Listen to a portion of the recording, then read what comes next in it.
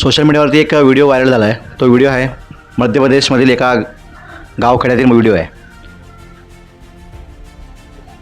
पाण्याअभावी त्या ठिकाणी त्या लोकांची जी अवस्था आहे, तेथील लहान लहान मुलं पाण्यासाठी 20-30 फूटच्या विहिरीमध्ये उतरून पाण्यासाठी एवढ्या खाली उतरून कडक ह्या उन्हामध्ये पाणी घेऊन जात आहेत. हा व्हिडिओ पाहून असं वाटतंय की हा भारत देश अजूनही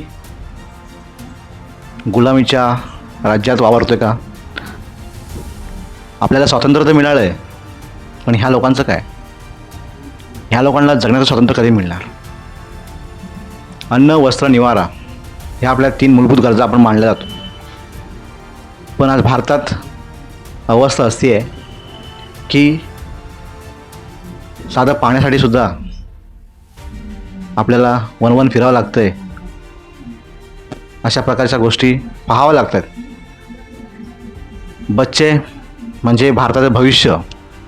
आज ज्या मुलांना खरोखर शिक्षणाची गरज आहे, चांगल्या आरोग्याची गरज आहे, आज ती मुलं असं दूषित पाणी पित आहेत, वणवण फिरत आहेत.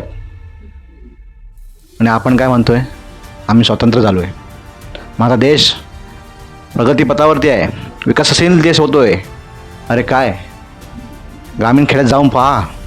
माझे सर्व आमदार, खासदार, सरकार, नेते मंडळींना विनंती आहे, विकास म्हणजे फक्त शहरातला विकास नव्हे, तर गावखेड्यात जा.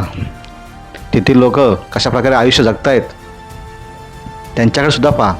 ती पण लोक भारतातलीच आहेत, ती पण लोक या स्वतंत्र झालेल्या भारतामधलीच आहेत.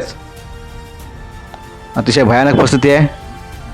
प्रशासनाने जागे व्हावं आणि प्रत्येक नागरिकाला जगण्याचा अधिकार मिळावा. मूलभूत गोष्टी त्यांच्या हक्काच्या आहेत, ह्या त्यांना मिळाल्याच पाहिजेत. तेव्हाच आपण कुठेतरी म्हणू शकतो की आपण चांगल्या प्रकारे मार्गस्थ करतोय, प्रगती करतोय. अन्यथा भयानक, निशब्द. व्हिडिओ शेअर करा जेणेकरून प्रशासन, सरकार आणि तिथल्या लोकांना जाग येईल. धन्यवाद.